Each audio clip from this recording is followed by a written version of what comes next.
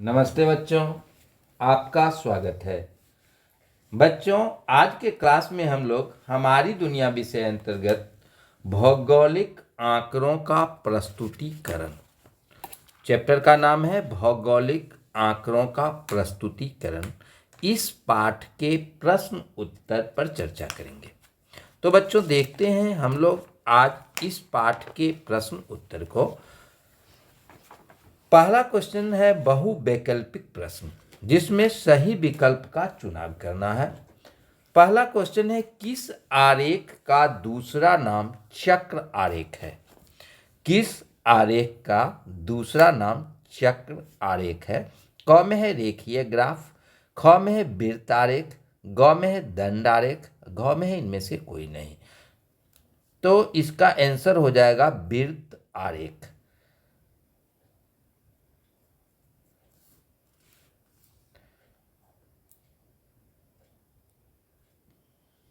दूसरा क्वेश्चन है, आरेखों का चयन किस बात पर निर्भर करता है? क में है आंकड़ों की प्रकृति पर, ख में है आंकड़ों के गणितीय स्वरूप पर, ग में है आंकड़ों की लंबाई पर, घ में है उपयुक्त सभी। तो आरेखों का चयन आंकड़ों की प्रकृति पर निर्भर करता है। इसका आंसर हो जाएगा क।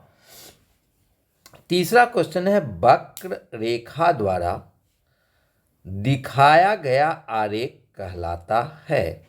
इसका आंसर हो जाएगा रेखीय आरेख। अगला क्वेश्चन है, एक्स वाई अक्ष के अंतर्गत वाई अक्ष पर किस प्रकार के आंकड़ों को दिखाया जाता है? क है स्वतंत्र आंकड़ा, ख है निर्भर करने वाला आंकड़ा, ग है इनमें से कोई नहीं, घ है सभी गलत। तो इसका आंसर होगा निर्भर करने वाला आंकड़ा, 4 का ख।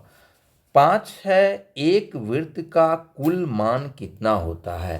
तो एक वृत्त का कुल मान 360 डिग्री होता है। इसका आंसर हो जाएगा ग, 360 डिग्री। अगला क्वेश्चन भरने वाला है दूसरा, खाली जगहों को उपयुक्त शब्दों से भरो। एक में है आरेख बनाने के पहले उपयुक्त डैश का चयन करना चाहिए, करते हैं। तो इसमें होगा शीर्षक का चयन करना चाहिए। इसमें हो जाएगा शीर्षक, शीर्षक का चयन करते हैं। दूसरा है, दंड आरेख में आंकड़ों को डैश द्वारा दिखाया जाता है। तो दंडों और आयतों के द्वारा दिखाया जाता है। अगला क्वेश्चन है, वाई अक्ष पर मापनी डैश से प्रारंभ किया जाता है? तो वाई अक्ष पर मापनी शून्य से प्रारंभ किया जाता है। यहाँ पर शून्य हो जाएगा, शून्य से प्रारंभ किया जाता है। 4 में है, सभी दंडों को एक ही डैश पर बनाया जाता है। तो एक ही आधार रेखा पर, एक ही आधार रेखा पर बनाया जाता है। अगला क्वेश्चन है 5वां, आंकड़े डैश प्रकार के होते हैं? तो आंकड़े 3 प्रकार के होते हैं। तो ये भरने वाला था। अगला क्वेश्चन आपका है,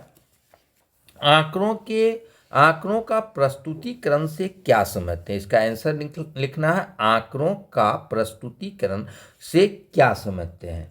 तो इसके आंसर को हम लोग देखते हैं। प्राप्त सूचनाओं को अंकों के रूप में परिवर्तन आंकड़ा कहलाता है। आंकड़ों को तालिका, चित्र एवं आरेख के द्वारा प्रदर्शन आंकड़ों का प्रस्तुतिकरण कहा जाता है। आंकड़ों के प्रस्तुतिकरण से ही इसे आसानी से समझा जा सकता है। दूसरा क्वेश्चन है, रैखिक आरेख किसे कहा जाता है? तो वैसा आरेख जिसमें आंकड़ों को एक रेखा द्वारा दिखाया जाता है, रैखिक आरेख कहलाता है। इसके द्वारा भौगोलिक तत्वों जैसे वर्षा, तापमान, आर्द्रता, जनसंख्या वृद्धि, जन्म, मृत्यु दर आदि को दिखाया जाता है। अब अगला क्वेश्चन है हमारा, वृत्त आरेख क्या है?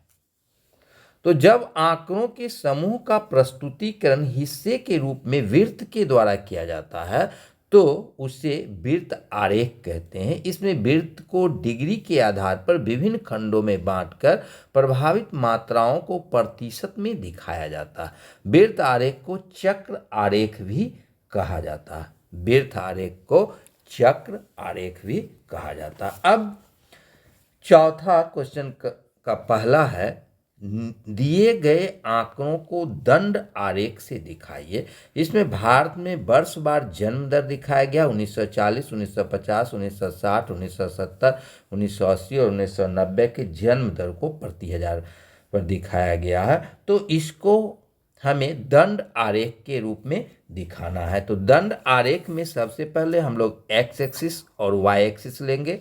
एक्स पर और वाई, एक्स पर जो है सो वर्ष को दिखाएंगे, जैसे 1940, 1950, 1960, 1970, 1980, 1990 है। इसमें सेम गैप छोड़ देंगे, जैसे 1940 वर्ष लिए हैं, उसके बाद 1950 ने, इसमें बीच में जो है सो दूरी छोड़ देंगे, वैसे ही इसमें दूरी छोड़ते जाएंगे। तो इस पर वर्ष को ले लिए, इस पर जन्म दर को ले लिए, 0 से शुरू करेंगे और सुविधा अनुसार अंकों को देखकर, यानी कि आंकड़ों को देखकर हम जो है सो इसको लेंगे। जैसे 5-5 का खाना लिए हैं, 5, 10, 15, 20, 25, 30 पे समान दूरी पर लेंगे। ऐसे ही हम 10 का भी ले सकते हैं, 20 का भी ले सकते हैं, 50 का भी ले सकते हैं, 1, 2, 3 का भी ले सकते हैं। जिस तरह से आंकड़ा जहाँ तक है उसके अनुसार लेंगे। तो पहला में हमको दिखाना है 1940 में 45 तक है, 1940 में 45 तक है, तो यहाँ 45 तक दिखाया गया है। 1950 में 40 तक है, तो 40 तक का है।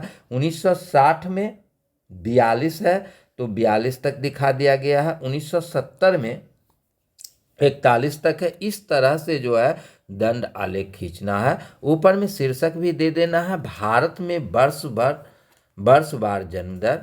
यहाँ पर एक्स एक्सिस पर दंड आलेख लिख और वर्ष लिख देना है, और वाई एक्सिस पर जन्म दर लिख के दिखा देना है। तो इस तरह से हम लोगों को दंड आरेख खींचना है। इसको आप ग्राफ पर खींचेंगे तो और आसान होगा। तो आप लोग अपने ग्राफ पर इसको इसी ढंग से खींच लेंगे। दूसरा है, दिए गए आंकड़ों को रैखिक ग्राफ से प्रदर्शित कीजिए। तो इसको भी इसी प्रकार से दिखाना है। इस पर एक्स पर महीना को दिखा देना है, वाई एक्सिस पर जो है तापमान को दिखा देना है, और इसमें दंड आलेख के जैसा न लेके एक रैखिक ले लेना है, यानी कि रेखा के द्वारा जो है सो दिखा देना है।